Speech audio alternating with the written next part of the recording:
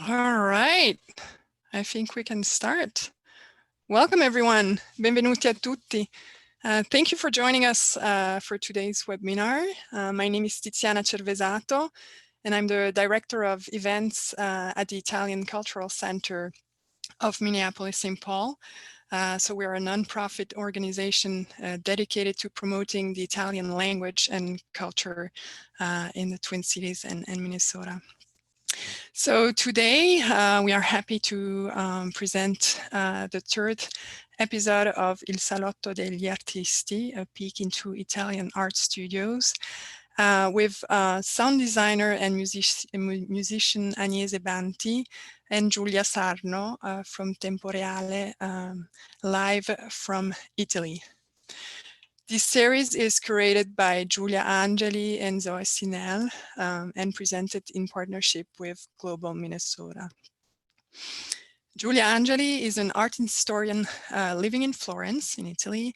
After graduating in early modern art at the University of Florence, she moved to Bologna, where she earned a Master of Arts in Iconography of Renaissance Italian Painting from the University of Bologna. And she now works in Florence Municipal Museums, and she's a licensed tour leader. Zoe Cinel, originally from Florence as well, is an associate curator at the Rochester Art Center and an interdisciplinary artist. Her work has been exhibited in venues such as the Minneapolis Institute of Art and the Walker Art Center. Zoe is also a member of the artist collective Carry On Homes, focusing on immigrants' stories, public art and social engagement. She is also an educator, and she has taught at the Italian Cultural Center, at the Carleton College and the Minneapolis College of Art and Design. And before we get started with the presentation, just want to give you a little housekeeping for Zoom. So please keep yourselves muted. You will find the button for that on the lower left corner of your screen. And you can also choose a speaker view on the upper right corner of your screen. So we will be presenting for about 45 minutes, and then we will have 15 minutes Q&A. But from the beginning, just feel free to type your questions in the chat box. This presentation is being recorded, and that's it. Now I have the pleasure to give the floor to Zoe Cinel, and please enjoy the presentation. Thank you, Tiziana, for the great introduction, and thank you to the Italian Cultural Center for partnering with us. For starters, Giulia and I are very honored for the opportunity to develop this series of artist talks. It's something that's really dear and close to us, to connect Italian artists and labs in Florence with a Minnesotan and international audience and kind of create this bridge. Before starting, we have developed this sort of little ritual of asking to our new and returning audience that might be learning Italian right now. So who knows what Salotto means in Italian, which is the title of our series of talks, and you can write the answer in the chat. So when thinking about this series, Giulia and I wanted to create a space that was familiar, welcoming, and sort of informal. And we came up with this idea of the Salotto because the living room in Italy is the place where families and friends gather together and share meals and have fun and have a good time. So our Salotto degli Artisti is the chance to discover more about contemporary art and craft in Italy. And every month, we start in August, and this is our final for this series. We met with, and we will meet with, different artists and labs working with the most diverse media and techniques. And those ranged from traditional printing techniques and to more experimental, like today, such sound design. And our focus is Florence. I bet many of you are from there or live there, have been there, or maybe plan to go there as soon as possible. And as you know, Florence is the home for the Renaissance. Art and architecture is famous for that, but it is much more than that. And it's a vibrant place where many artists translate traditional artistic technique into new visual languages. And so today we are here with one of those artists and a representative from one of those spaces who are very active in the contemporary art scene in Florence. So it's with great joy that we welcome artist Agnese Banti and Giulia Sarno from Reale. And I'm going to now leave the stage to Giulia Angeli, which is the other Giulia. And she can better introduce Giulia. Thank you, Zoe, for introducing the project. And so Reale is a center for music research, production, and education that was funded by the world-famous composer Luciano Berio in 1987. Its main research focus is the field of new musical technologies, and especially electronic music. Besides Berio's important compositions with live electronics, in the past 13 years, Reale has worked with eminent composers and artists, as well as with young, emerging musicians for production of new music presented in prestigious musical contexts all over the world. Moreover, the center regularly organizes performances, events, and projects in collaboration with various institutions in Tuscany involved in the performing arts, establishing itself as a prominent institution that contributes greatly to Florence cultural and artistic life. So we are with Giulia Sarno, and Giulia, sound is an ephemeral media, yet Reale has a tangible connection with landscape and the community in and beyond the city of Florence. So tell us about the reason and importance for this connection. Thank you, Giulia, for your introduction, and thank you to Salotto degli Artisti in the Italian Cultural Center, Minneapolis, St. Paul, for the invitation. I'm very glad to take part in this, and thank you to everyone who's with us today. Let me just share my screen for you so that, okay, do you see it? You do, yes. So, as Giulia was saying, Reale is an institute chiefly devoted to electronic music and sound art. Its current director is composer Francesco Giomi, so not me. I'm in charge of several projects there, and in particular of the center's archives. I'm sort of the historian of Reale. So to get straight to your question, Giulia, since its foundation, Reale has had a strong interest in investigating how sound and music can be means through which communities of people are built and can interact with each other. This perspective has been explored in many ways over the years. First of all, through the organization of concerts and events related to sound in Florence and its surroundings. So the main occasions for that are our festival, which takes place in 3 seasonal sessions every year in different locations. And you can see in the picture the main venue, which is the Limonaia di Villa Strozzi, a stunning place. But also our monthly series, TRK Sound Club, which we organize in partnership with an art gallery called Galleria Fritelli. So the aim is to gather the community of avant-garde and experimental music and sound art and provide the audience with opportunities to enjoy and discuss the most interesting and radical experiences in the field. So we invite musicians to come and perform at these events. These occasions are also a crucial vehicle to present some of our music productions, which are new musical pieces, installations, and various kinds of performative projects that are at the core of our activity. So this is a way to make our work known to the community and receive feedback as to the relevance of our activity for our audience. This is felt as a priority by Reale, both in terms of a commitment to promoting contemporary musical expression as a fundamental element in the cultural life of the community, and also as a sort of way to give back to the city and region that finances a substantial part of our activity. On top of the events I mentioned, there are other ways, though, in which Temporale establishes a connection with the territory.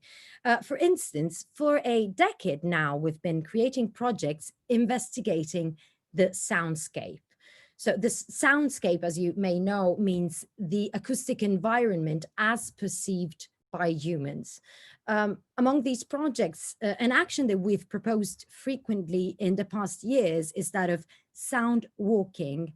A sound walk is a walk with a focus on listening to the environment, which is a way to appreciate a certain context through its sound qualities, and through that to spur a stronger connection with the places that we inhabit. We've organized sound walks devoted to listening to the sounds of the work of Florentine artisans.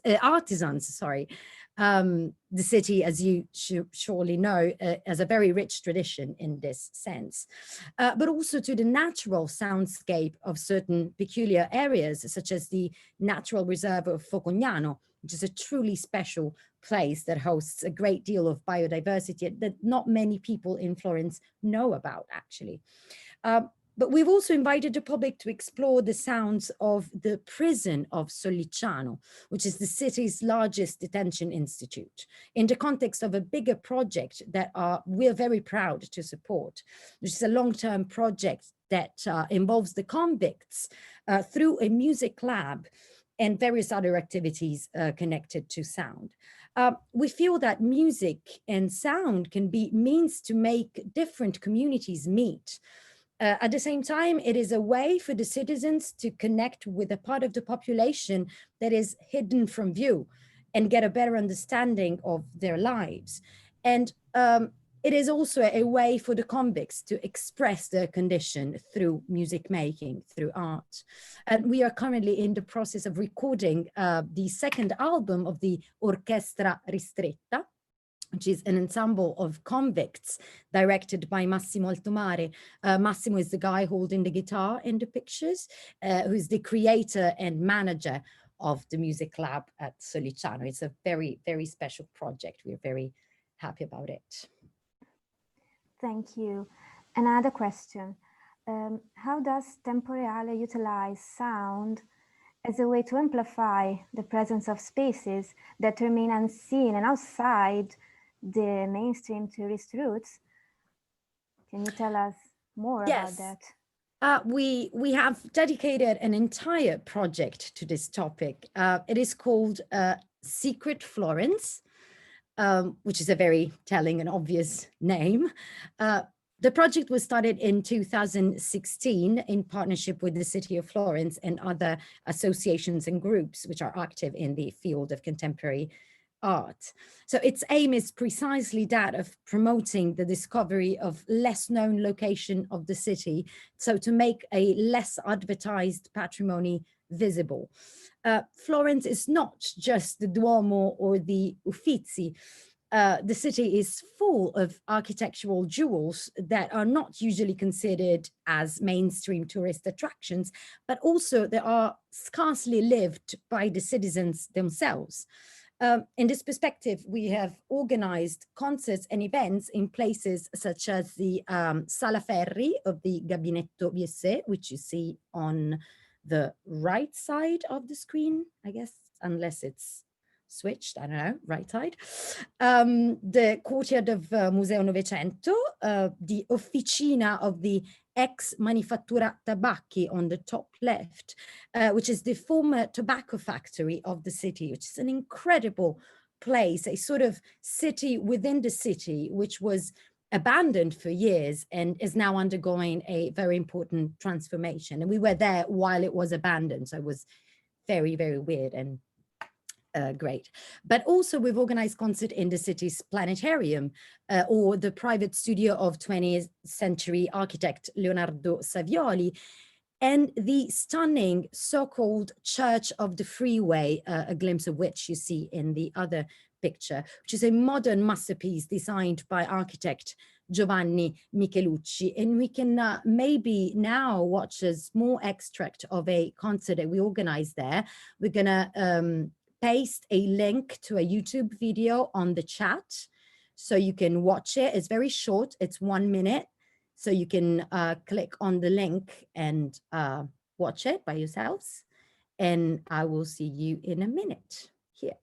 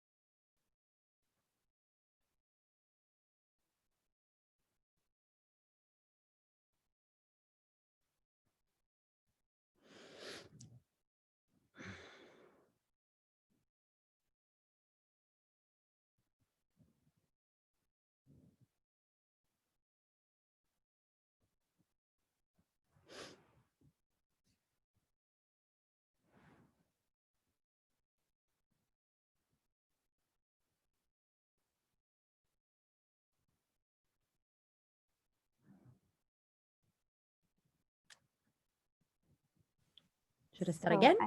Yes, Okay. I think we're almost done. One last question. Yeah, I wanted to tell you about another project that we are, Sure. that kind of shares the same grounds very quickly. So in the same spirit of discovery, in the past few years, we've been promoting a sort of parallel project to Secret Florence, which is called Percorso Silenzio.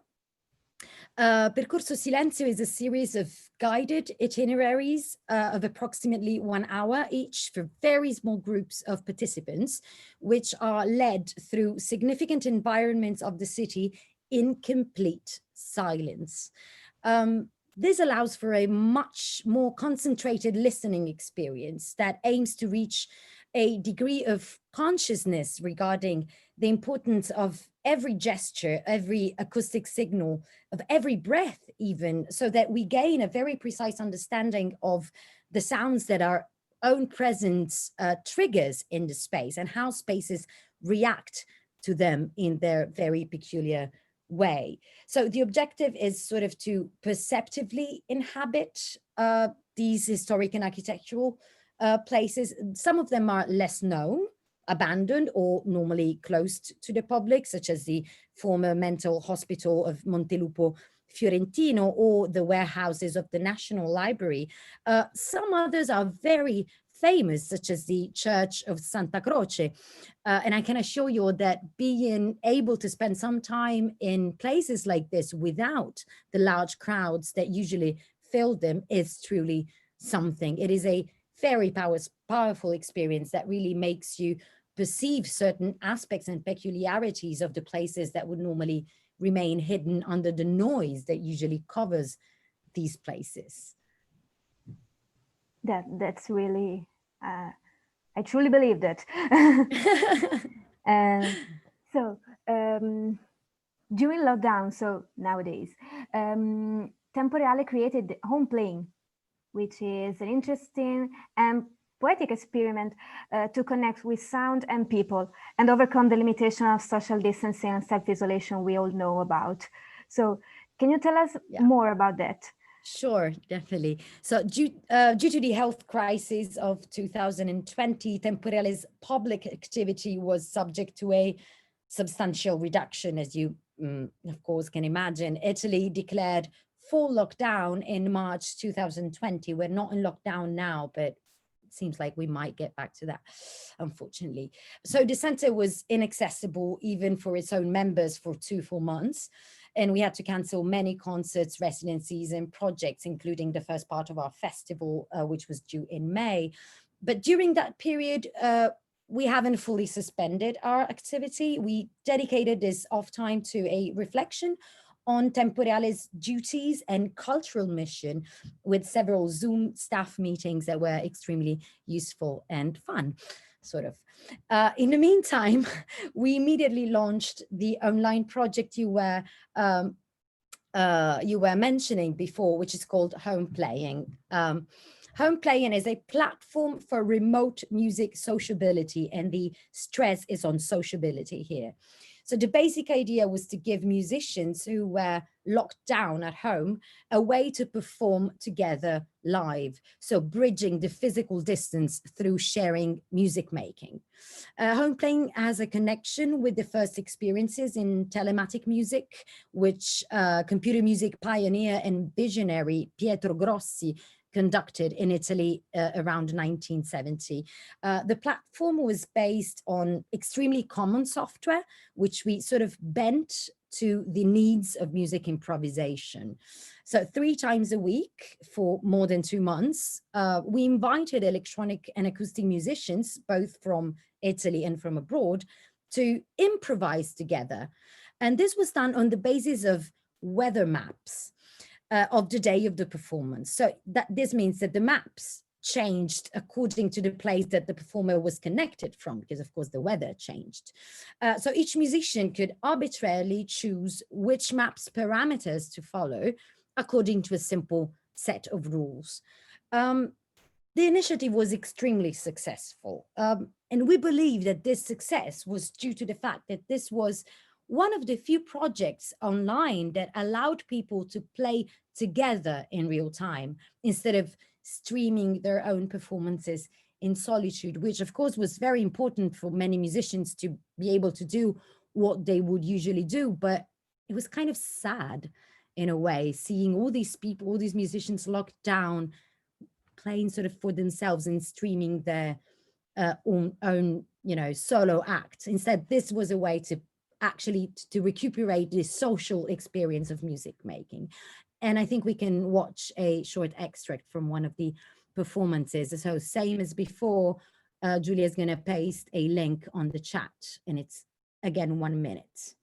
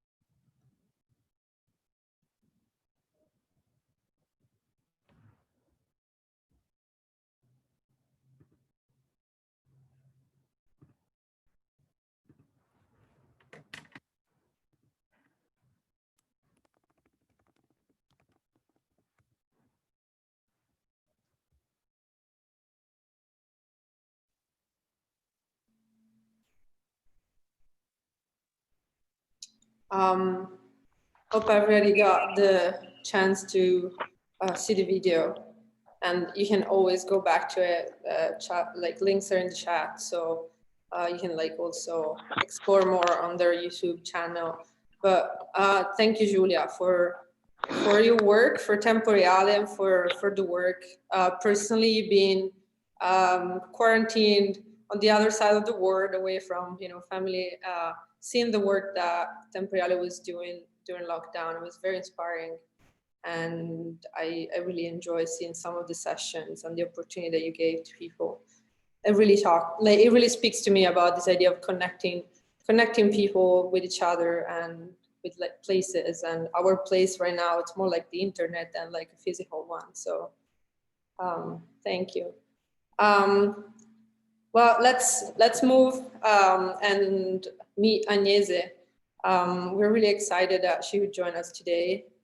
Agnese is an Italian Agnese Banti is an Italian sound designer and musician based in Bologna, and working with sound in music, audiovisuals, performances, and installation.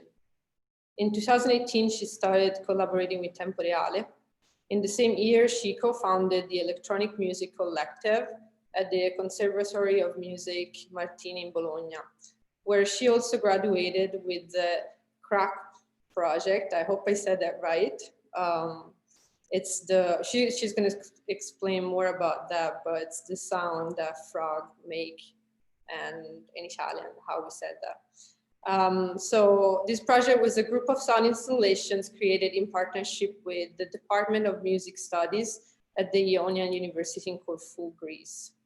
Her work has been exhibited in Italy, Ireland, Greece, Portugal, in the UK, and in the US.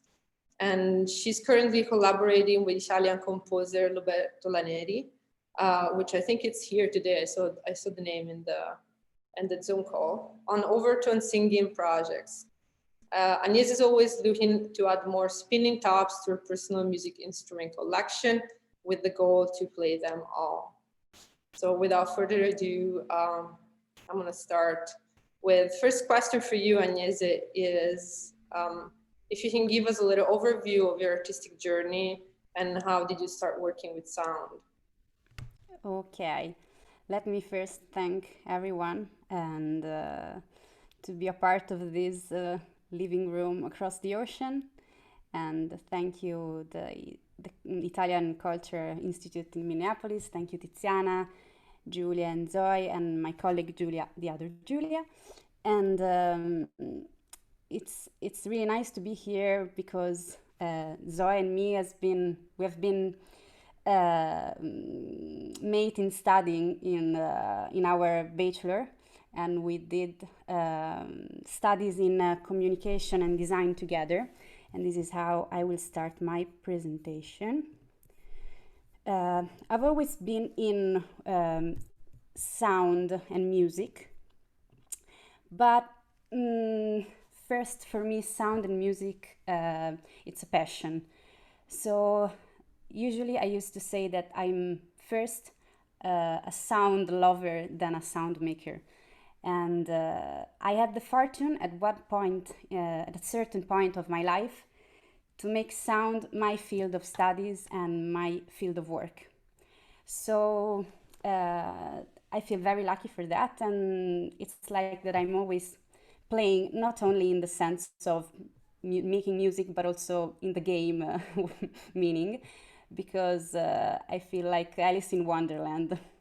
And in some picture you can see in this little slide, you can see many things, many strange objects or instruments, which I use to record and use for my project, or to play and the first time with a speaker, because I work with sound installation, and this is the main point of what I'm going to talk about. But I also work with sound, as Zoe was telling in my great presentation she did, with the performances like the picture at the bottom on the left, or performances like also the other one on the top right with the spinning tops. And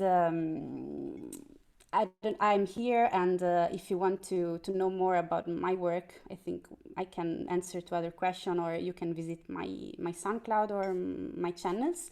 But today I would like to talk about sound installation, because when I start to work properly with sound, I started with the idea of working with sound with the screen, so with the animations, so with sound design for screen works.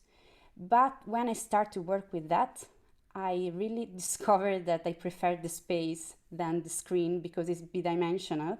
And so this is how I gradually left the screen to work with the space. So I think I can start. It's okay if you want. Yeah, well, I want to echo what Agnese said. Yeah, we know each other pretty well. Like, it's great. I mean, this Salotto is like just a great opportunity to like bring two universes together for me personally, and like I think also for the Italian Cultural Center, connect with living artists, because we have a lot of them in Italy, right? But yeah, I found really interesting, like thinking about sound as a space and not just as something that you can hear, and like what happens in the space, like how a space change because of sound. So maybe you want to talk about a couple of our projects with us today, and one of that is Casa Esagono, say. So maybe if you want to share a little bit about that, Agnese. Yeah, with pleasure.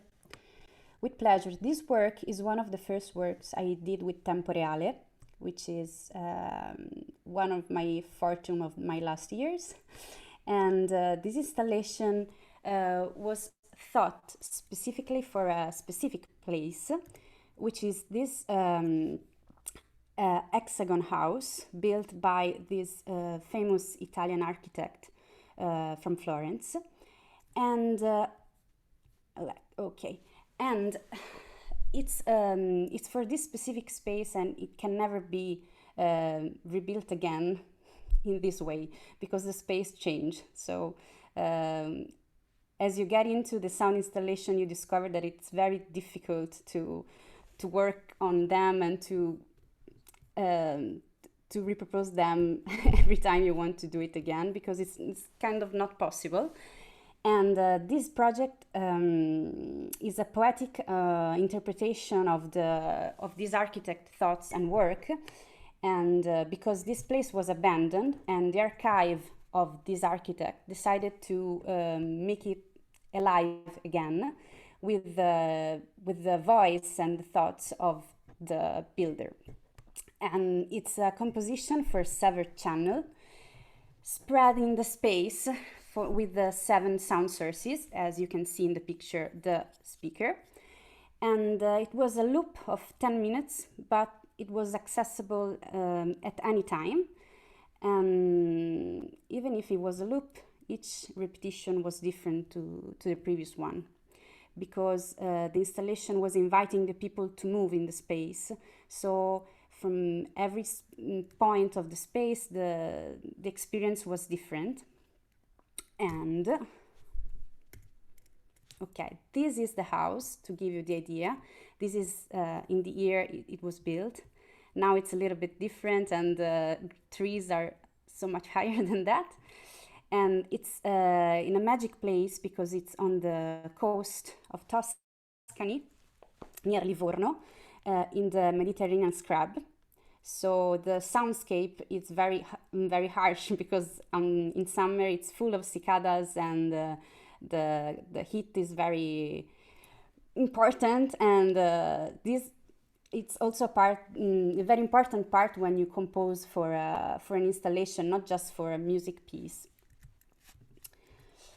So these are my notes of working, and here you can see the map of the house.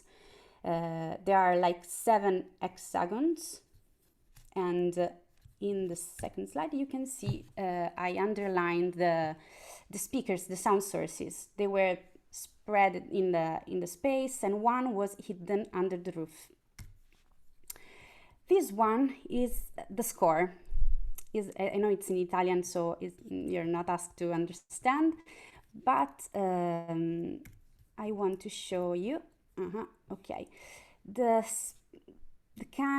materials I used, like I had some documentary and voice material from the architect, because this wonderful architect used to record himself with music cassette. At a certain point of his life, he started to record himself and to talk about his life, his experience, his thoughts. So I had the huge work to do with listening to his voice. I spent like 2 months listening just his voice and cut all the pieces I found them interesting. And I used them in a creative way.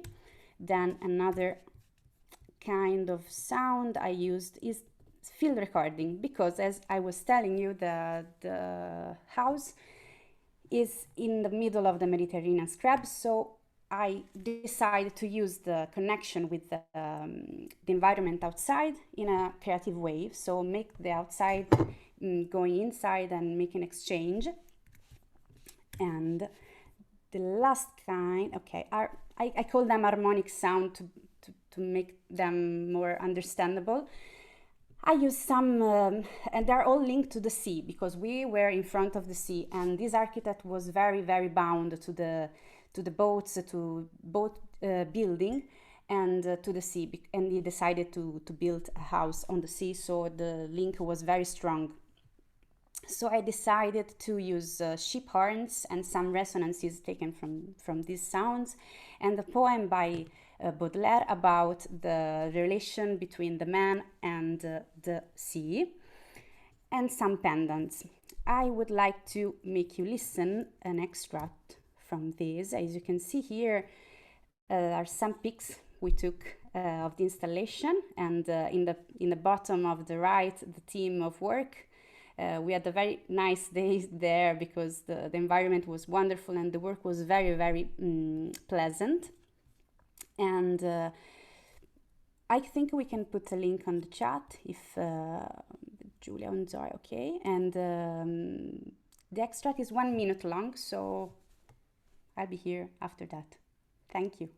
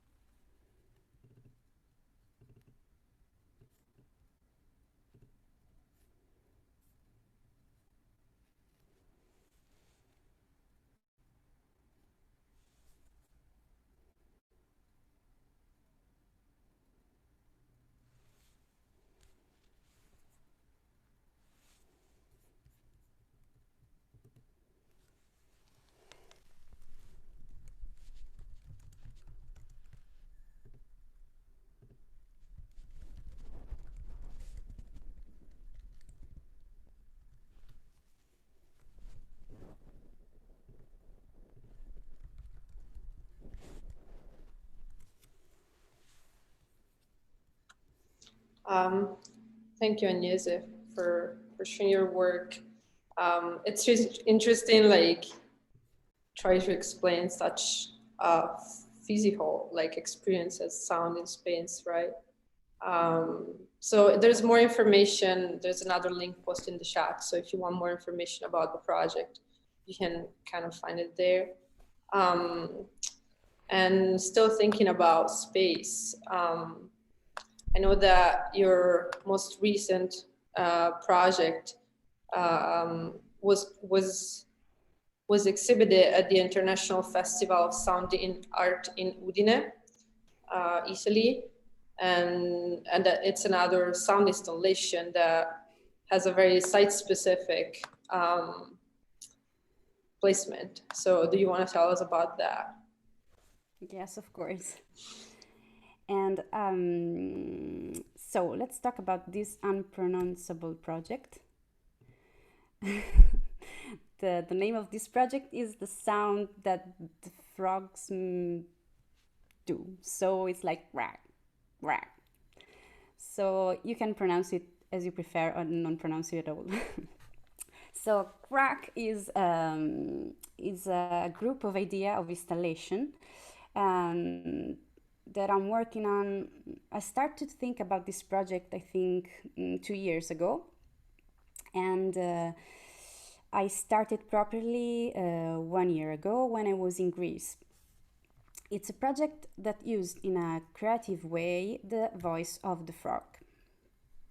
It's thought and composed for places that have a certain bound with history and with a kind of silence which can be perceived in how can I say, in places that are where the soundscape is not lo-fi, so it's very it can be very nice in the archaeological places or in nocturnal places because the quality of the listening is better.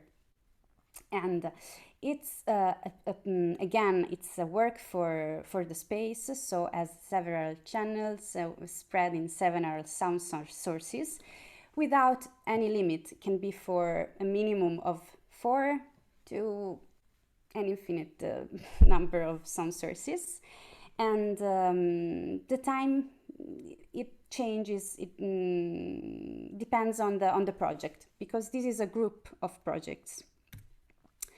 Why I chose the frog voices?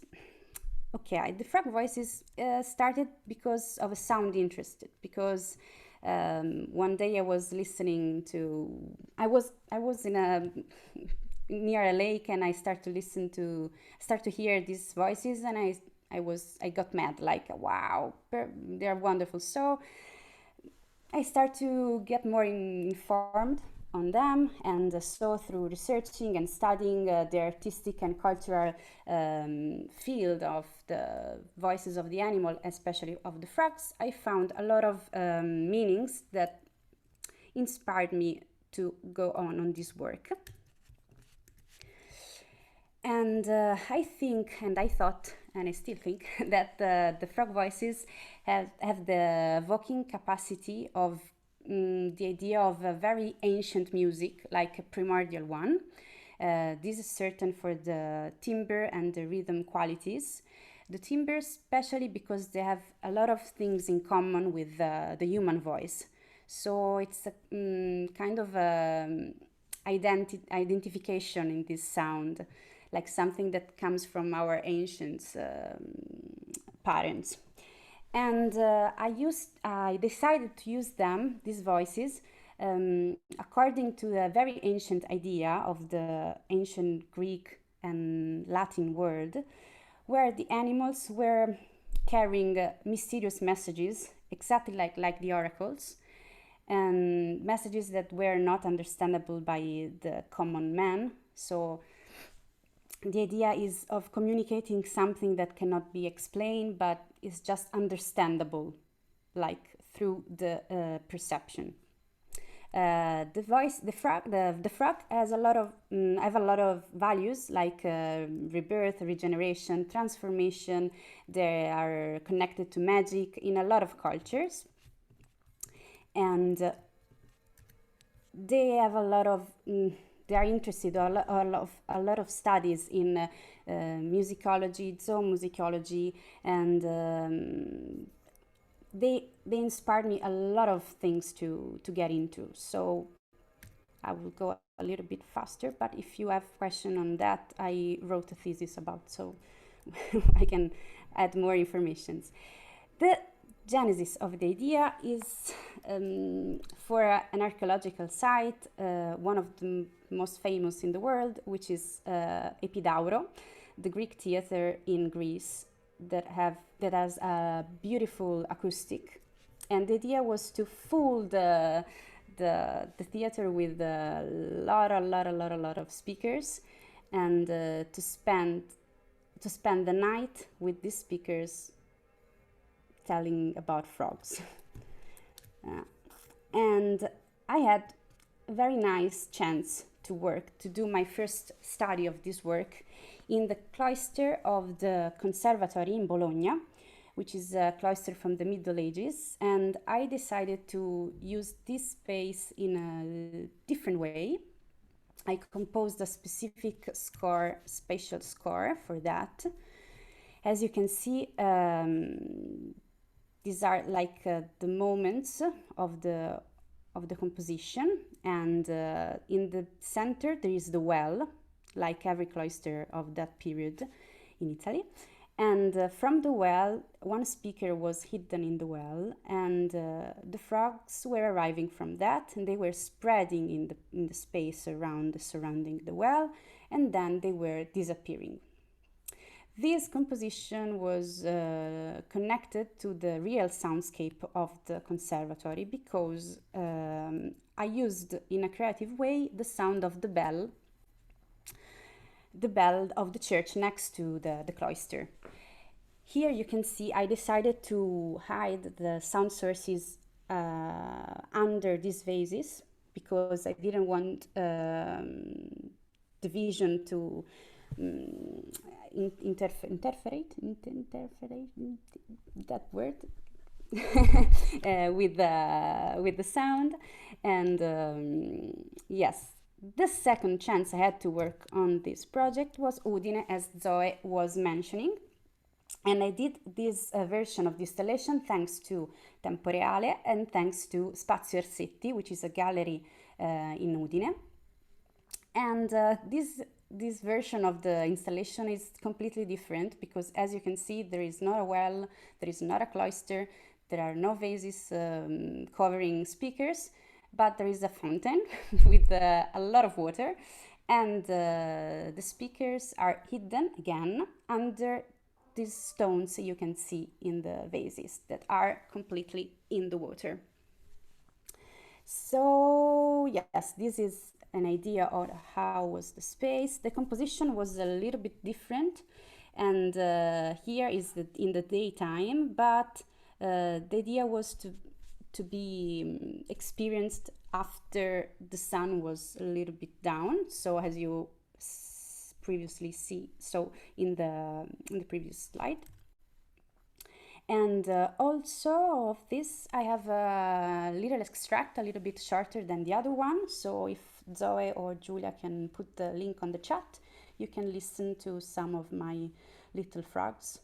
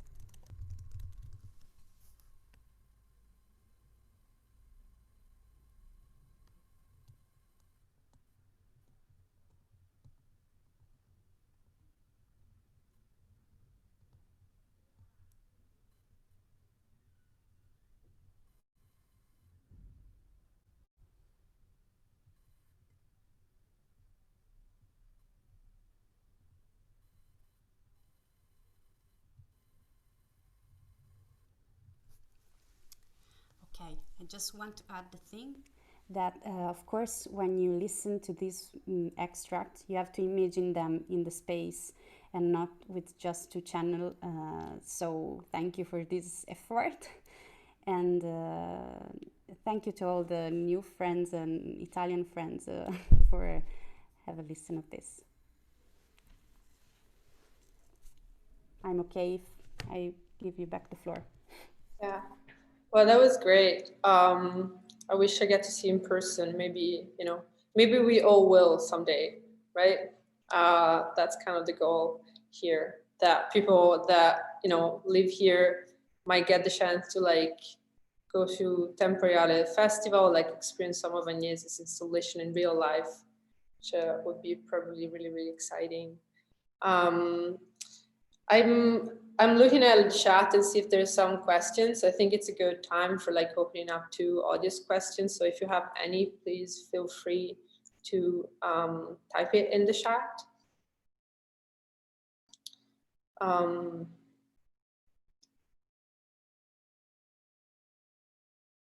Well, while we give our audience a minute to like think about it, I have a question for Giulia, but also it's for Agnese, since you have worked together on several sound installation projects or sound projects. I wonder, what are the challenges in involving people or letting people know that sound can be an experience and an art form that can be experienced in a space? How do you tell your audience what is the expectations, what is going to happen, and what are the challenges of making something happen, maybe from a technical standpoint, but also communication? Thank you, Zoe. This is a huge question. It has no simple answer whatsoever. Challenges are always new and different. But I think that our experience of sound is something that is primordial, as Agnese was already saying. As our director, Francesco Giovi, always reminds us, we start hearing sound from the womb, from a very early development as fetuses in the bellies of our mothers. We start hearing sound and we start experiencing it. So I think, especially with the kind of materials Agnese uses, the connection is very immediate. There's no much, I think there's, of course, we can always explain, as Agnese was very well doing, what the intentions are. But at the same time, once we experience sound in contexts like the ones that we showed, it is quite engaging in a very spontaneous way for the audience. This is what we saw with our audience, that it's something, sound can be really involving in ways that we cannot truly 100% explain or understand. You know what I mean?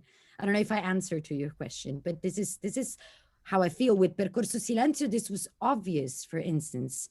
People were immediately understanding what the point of this project was to really enhance the perception of ourselves as sound machines. We are sound machines. We produce sound. We cannot avoid it.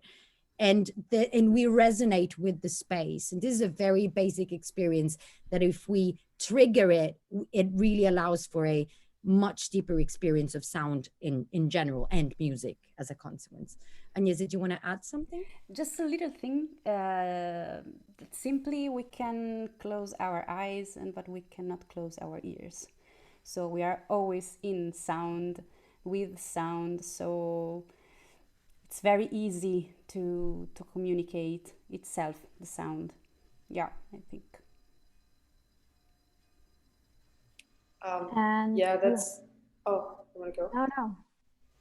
Do. Yeah, I think that's a really good point. And we live in like a society that's like very based on the visual. And I think when we think about art, a lot of time we think about the visual art. So having this sort of expansion, like multi-sensory experience in space, it really brings it kind of to the next level. So thank you for sharing. We have a question by Mina. So the acoustic must have been so different between those two places. I think this is for Agnese. How the sound bounce on the building compared to how far the sound carry in open area, such as like Udine. And how do you work with those site-specific elements? I imagine your design is specific to each location, but how can that affect your ideas? Thank you, Mina, for this question. Yes, the acoustics were very different, and but as I said, first I used to consider the sound environment a part of the composition.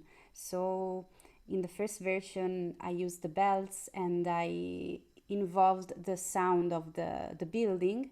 It was done during the lockdown, so it was a little bit quieter than the usual. But the first thing is that I used in a creative way the real soundscape where my installations are. And of course, the second place was very different. And I said that the experience was for the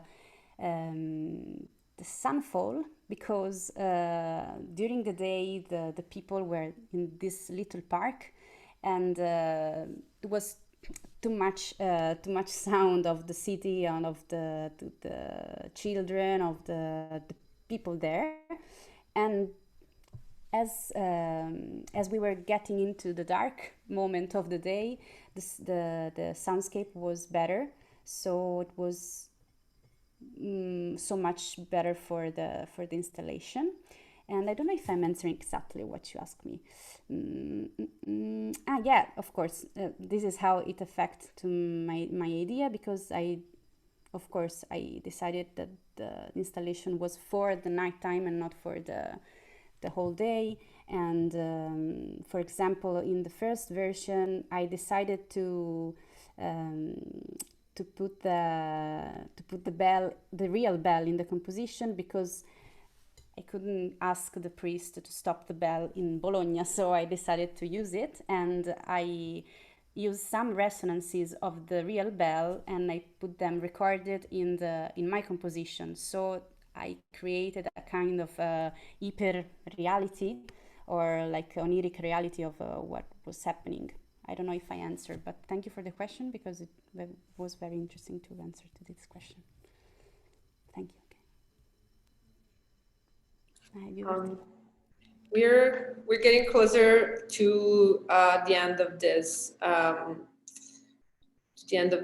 meeting, but I think if you all have more questions for Agnese and Giulia, if you want to know more about them, Tiziana will send out information and links and their contact, so like we all have the chance to be connected further.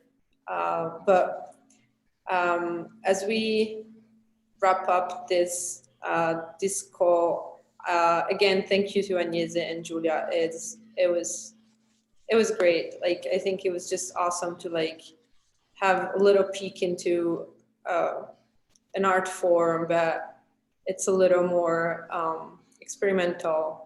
But again, thinking about how we are always surrounded by sounds, it's so important, right? Paying attention to that and what the experience is. So I hope you guys like take it into your day and like start listening to what's your surrounding, what happens in your room, right? Maybe it's a different way of having an interesting experience in your home, where we're like all kind of buried for the whole like day right now. But this is the last meeting. This is the last one of our first series of Salotto. And so I think from me and Giulia, thanks again to the Italian Cultural Center. It was an amazing experience, and like true joy to be able to again merge those two words and create bridges. And I hope that everyone get the chance to like see the art in person, the art that was shown through these 3 meetings in the last 3 months. So thank you again. Maybe Giulia wants to add something. Thank you so much. Thank you, Zoe. Thank you, Giulia. Thank you, Tiziana, so much for this opportunity. And thank you, everybody, of course, for listening. Well, yes, I would like to add thank you to all of you, Agnese, Giulia, and everyone participating to this call today. Indeed, it's being recorded, so we will share it on our YouTube channel, and we will share Agnese's and Temporeale's contact info on our website. So yeah, and again, this has been a great adventure for the Italian Cultural Center. So thank you, Zoe and Giulia. I think it really reflects what we are trying to offer our audience, and it's really in line with our mission, in the sense that we really are trying to showcase Italy in the past, but also the present. And so it's great to be able to organize these events with living contemporary artists, and give our audience a chance to discover also the hidden gems of Italy, and in this case specifically Florence. So Zoe said that this was the last one of our first 3 episodes, but we'll definitely brainstorm together with Zoe and Giulia and work on additional events like this for the future. So yeah, and I would like to add grazie anche a tutti voi che avete partecipato in diretta dall'Italia, and we hope to see everyone back at our next event. So thank you again to everyone, and yeah, a great day to all. I don't know if anyone else wants to add anything. Feel free to jump in. I'd really like to thank all of you. First, I had to say thank you, Zoe, my partner in crime, for this experience, and thank you, Tiziana, and the World Italian Cultural Center for this great opportunity, because it's a really great opportunity and a great experience in general. So, and all our guests, starting from Giulia and Agnese today. So it's been a pleasure for me, and I hope for the all people here. So thank you, and see you next Arrivederci. time. Sì. Thank you. Bye. Ciao, grazie. Ciao, ciao, ciao a tutti. Bye. We will come to Florence for sure. We're waiting for you. Ciao, ciao. Ciao. Ciao.